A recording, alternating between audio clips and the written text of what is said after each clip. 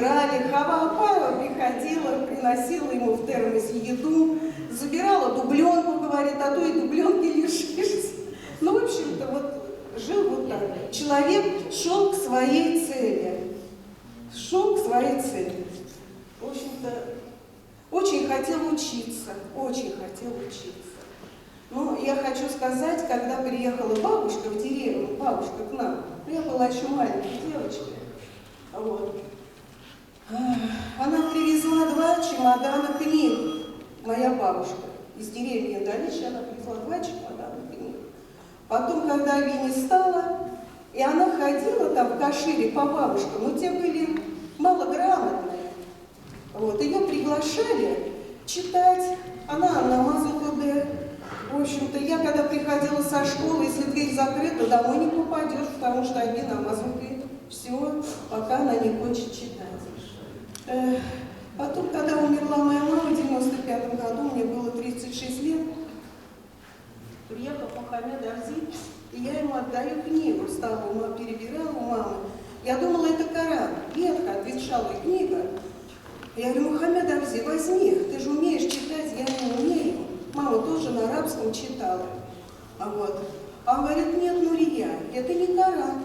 Это оказалось прадед вот с нашей стороны, оказывается, был писателем. Он прочитал арабский, но это татарский был языком. Он говорит, Нурия, это он писал историю.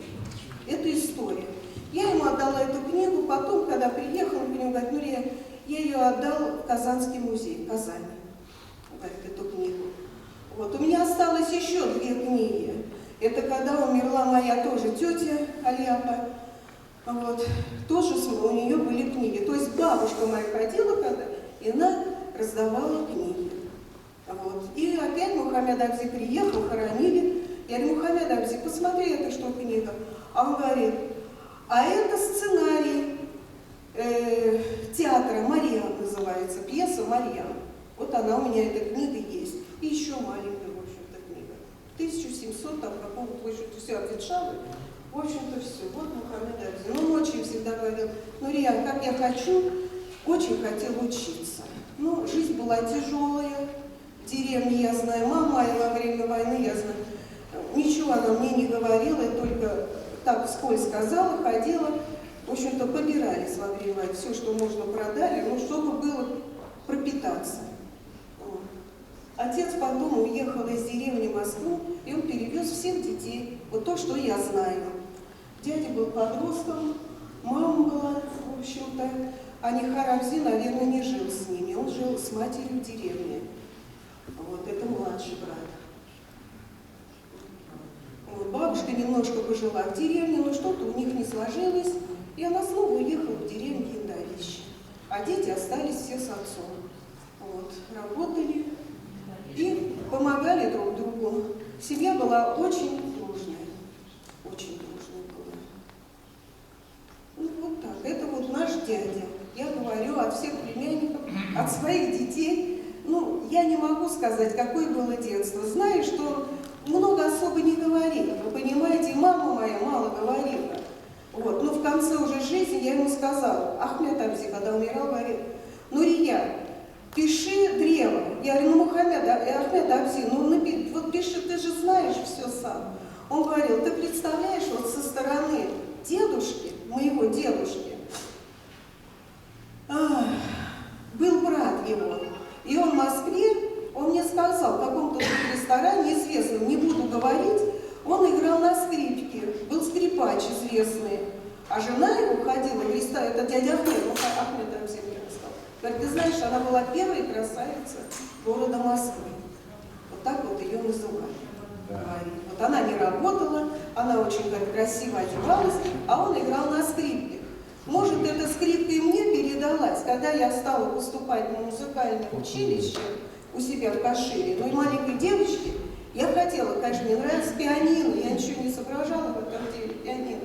А когда я пришла одна, раньше-то все было по блату, по знакомству, я играла, песочек там, пальцы у меня в грязи, мама идет с работы, говорит, иди, Нурия, хочешь, поступай там, идет прием. И меня без нее приняли, я сдала экзамен, меня приняли. И вот там один увидел преподаватель меня, он ходил месяца наверное, к нам домой и сказал: вашу девочку давайте возьмем на скрипку. Вы не представляете, она, ну, руки, все. Хотя у меня руки, вот, я не изящная, у меня пальцы все. Ну, почему? Ну, наверное, вот что-то передалось от того уже. В общем-то, вот так. Ну, а так, конечно, все были, я хочу сказать, что Ахмед Абзи очень образованные люди. В общем-то, Мухаммед Абзи, он всегда, в общем-то, ну вот то, что мы с ним начинали говорить, он говорит: ну как я хотела учиться, а вот бабушка меня не пустила учиться. Но, видимо, из-за того, что жизнь была послевоенная, тяжелая, просто надо кормить. А из деревни уехали, почему уехали? Потому что большевики, потому что отбирали последнюю курицу, последнее яйцо, и просто в деревне вымирали. Есть было нечего, детей кормить нечего. Села полностью вымирали. Поэтому отец и дедушка уехал в Москву, и, в общем-то, дети остались с ним. Рахмат. Так, конечно, добрый память. Я ему первая племянница. Саньяпа, моя мама. А если как вас зовут? Нурия. Я хочу сказать, что когда он упал, его положили, его лежал в этой 4-й клинике, вы знаете, я приехала, потом я мужу говорю: ты знаешь, Саша, у меня ощущение, что мы попали в дом престарелых. Там, конечно, они его загубили, вот я хочу сказать, потому что Елдос была, мы позже приехали с Ренатом, он с утра все разговаривал, он был в памяти. Если бы вовремя они оказали ему помощь, вот, тромбы, вот. Потом я читала, что такое инфаркт мозга. Это не лопается сосуд в голове, это просто вот забито вот этими пляшками, вот склеротическими пляшками, и надо их просто разбивать. И вот если в течение 3 часов это сделаешь, будет нормальный человек. То есть он еще бы пожил. Он еще пожил. Они его бросили, когда я сказала: измерите давление. У него очень низкое давление. Он вообще гипотоник. А мне сказали: а у нас аппарат сломан. Это вот в Москве. А что же тогда мы будем говорить о периферии, правильно? И он за это всю жизнь боролся. Вот с этой системой. И он, конечно, хотел, чтобы люди объединялись, люди уже что-то начинали уже понимать, что творится в этой жизни. Так что это мой дядя. Это наш дядя. Он очень гордость.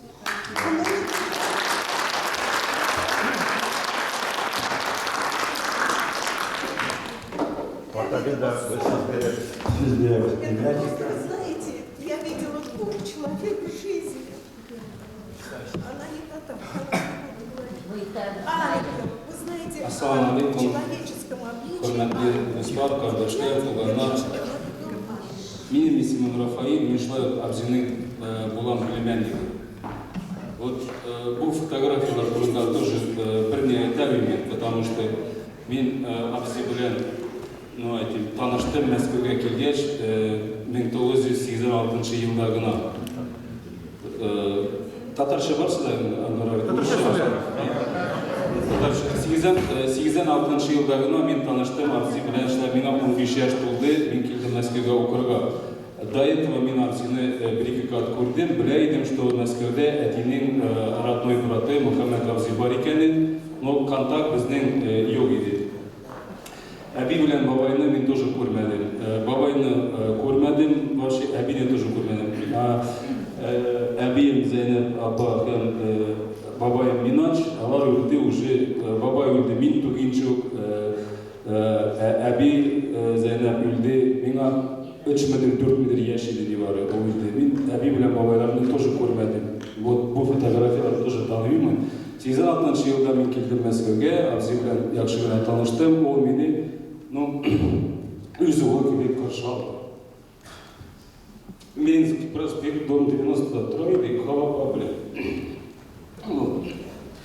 Килдем миңа училищега, карады ничек мин укыйм, кая мин торам, ништим, һәр атна мин үзенә кунакка яшәй иде, үзе белән йөртә иде, сөйли иде, күрсәтә иде, мин аларга Хава белән каждый атна сайын айга 1-2 кунакка килеп чыга иде, бик яхшы. Ол юк, шунда 1-2 тәңкә акчадан бергәләп тора иде миңа, өчен армия армияға мені ұзатты, армиядан қайттым, қарсы алды, помню мені бір куртка сразу подарить етті. Армиядан солдат келеді, солдатский шинелер бар, сразу шкафынан алып бір куртка подарить етті. Мен не айтмақлейм, ол не только сіз енді менен де жақсы білесіз, бүтін әшлерін, партия әшлерін ецеғалып барды. Ол шылай біздің семьяда да, біздің барабызды да қарап тұрды, бағып тұрды, бұлышып тұрды, армияға ұзатып қаршы алып. Мен шай собранияларына тоже келген едім бақыт болғанда, ол шай халдан келген кекле бұлыша едім, тұрыша едім. Нәктір аман іште, аман вақыт жоқ, ничего аман вақыт таба еді.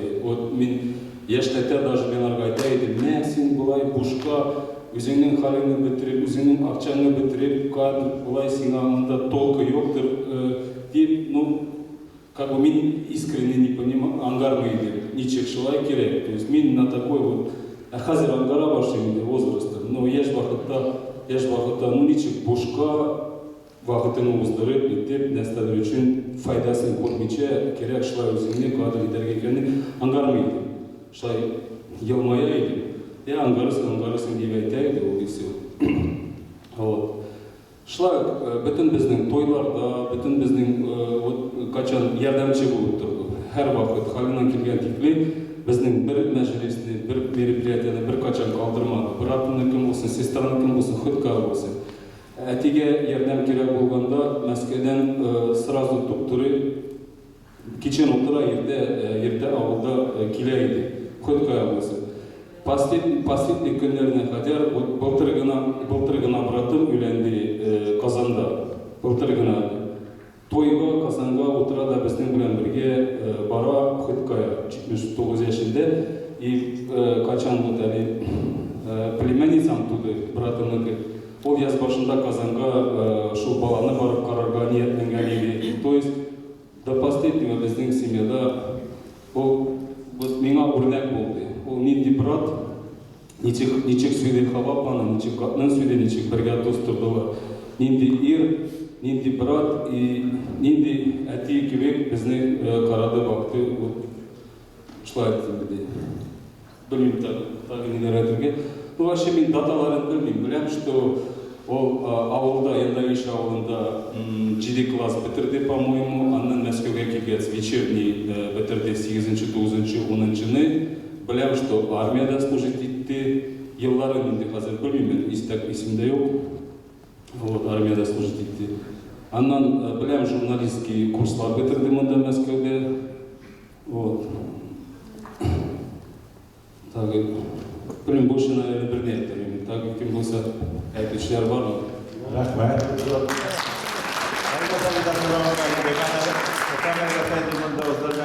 Әнесе турында ұтырашу. Зәйнәп ханым турында. Бик оқыған кеше еді, біз библиотекада отырдық. Бірге отырдық. Да, бик оқымыш кеше еді, анның анасы. Арапça bileydi, Kur'an'ı okuydu anası. Сол анасын izge aldı. 100 yıllıgın uzdırgan. 120 yıllıgın. 120 yıllıgın. Ali ahlak... Şimdi ama. Size kimin kendini? Bismillahirrahmanirrahim. Elhamdülillahi Rabbil alemin. Ve salatu ve selamu ala nebiyyina Muhammedin ve aleyhi ve sellem. Assalamu alaikum ve rahmetullahi ve barakatuhu. Benim ismim Murat. Ben Muhammed abinin engeşi olan, bir tuğanın babası olan. O şu enifar tuğanın malayıydı. Ben kişi malalar olan şu engeşi. O benim ettiğimde bir gerek yarattı. Onlar bir yakın dostlar idiler. Bir tuğan dua karamastan. O bir gerek tarıştı ettiğimden gıybret alırlar. Ama benim ettiğim ona gel şimdi sayetler verip duraydı, okuyan kişi yoğalmaz diye. Benim ettiğim soğuk yıllarında ülerle köp kalmağın, o sizgen bulgandır indi. Şundan Muhammed abimni yüzüne konakka çakırgan idi. Тумандар хәтерләрдер. Әтием безне 3 баласын һәм дә Мөхәммәд абыны бергә җыеп, Мөхәммәд абый белән озак сөйләштеләр алар. Мин хәтерлим, миңа шунда 11 яшь иде инде, ул 91 елларны. Һәм дә әтием бигрәк сораган Мөхәммәд абыдан балаларымны тәрбияле, кара якка ташлама дип. Һәм дә бүген Мөхәммәд абыйга рәхмәт сүзен белдерәсе килә. Ул биргән вәгъдәсен үтәде. Тулысынча дип беләм мин. Ул Мөхәммәд абый безне үз балалары кебек якын күрде.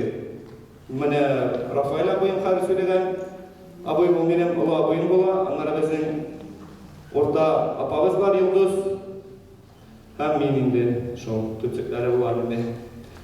Мөхәммәд абый 90 елны мине авылдан мәктәп бетергәннән соң авылдан чыгып алды, Мәскәүгә китерде. Нурия апа әйткәнчә, Ленинский проспектта, фатирда күп кунаклар була иде. Кытайдан даже килә иделәр анарга.